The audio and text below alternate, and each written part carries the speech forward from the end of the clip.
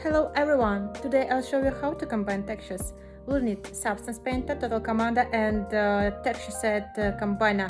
I'll leave the links in the video description. Let's go! So, open our project in the Substance Painter, go to File, Export Textures, select the path to the folders. We add texture from the Substance Painter to the first folder and leave the second folder for the final textures. So, we repeat my export settings.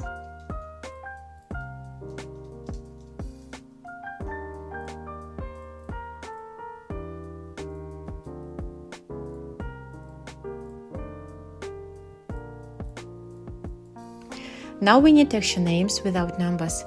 This can be done manually or automatically using Total Commander. We open the Total Commander, find the folder with textures, select Ctrl-A and Ctrl-M to open the Edit menu, and we write the numbers that need to be removed.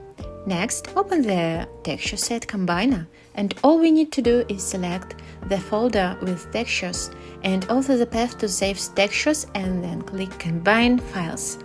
As a result, you will apply only one material per one object. If you like the video, please like and subscribe to the channel. Goodbye!